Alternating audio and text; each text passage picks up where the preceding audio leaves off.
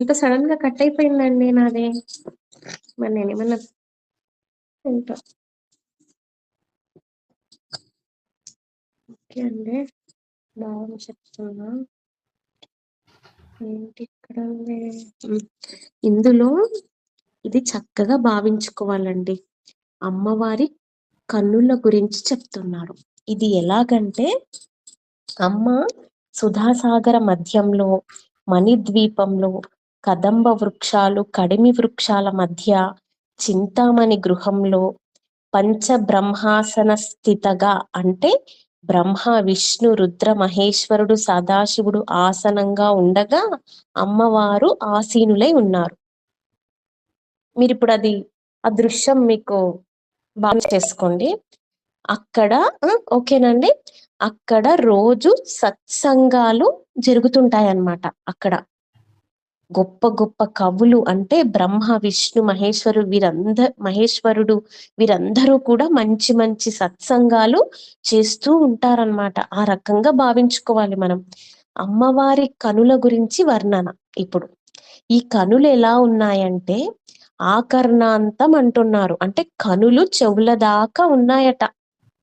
ఇప్పుడు ఈ సత్సంగాలు జరుగుతుంటాయి కదా ప్రతిరోజు, మరి చెవులు అట ప్రతిరోజు వింటున్నాయట. ఈ కనులు ఎడమ కన్ను కుడి కన్ను రెండు కూడా చెవుల దాకా ఉన్నాయి కాబట్టి రోజు రెండు కనులు కూడా సత్సంగాలు వినగలుగుతున్నాయంట. అయితే మధ్యలో ఉన్నది కదా ఆ మధ్య కన్ను మటుకు అంత దూరం వెళ్ళలేకపోతుందంటండి.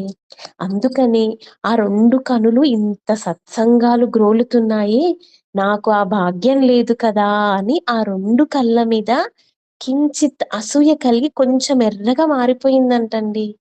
ఆ మధ్యలో కన్ను చూడండి, అసూయ కలిగితే ఏమవుతుంది? ఎరుపెక్కుతుంది కన్నులు. అందుకని అలా పోల్చి చెప్తున్నారనమాట. చక్కటి చక్కటి భావనాత్మకమైన శ్లోకాలండి ఇవన్నీ కూడా. అసూయ సంసర్గాత్ అలిక నయనం కించిదరుణం. అలిక నయనం అంటే నుదుటి మీద ఉన్న కన్ను కించిత్ అరుణం, అంటే కొంచెం ఎరుపెక్కిందంట. ఎందుకో మనం చూసుకున్నాము.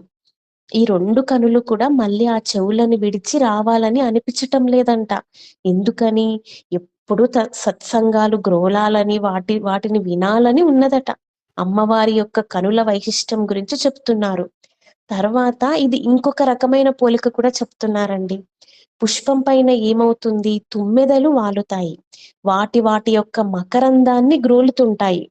అదే రకంగా అమ్మవారి యొక్క ఈ చెవులు మకరందాన్ని గ్రోలుతూ ఉంటే ఆ కనులు భ్రమరంతో పోలుస్తున్నారనమాట. అంటే నల్లగా ఉంటాయి, భ్రమరం నల్లటి తేనెటీగతో పోలుస్తున్నారు. ఇది ఎంత భావించుకుంటే అంత అండి ఈ శ్లోకాలు కూడా.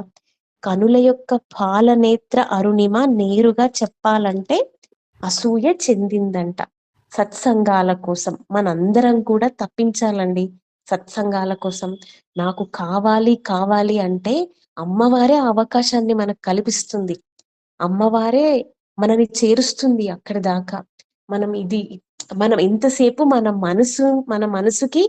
మన మనసుకి చెప్పుకోవాలి, ఇది వినాలి అది వినాలని ప్రయత్నపూర్వకంగా. అమ్మనే ఏదో ఒక దారి చూపిస్తుంది మనకి ఖచ్చితంగా. ఇదే అండి శ్లోకం భావము.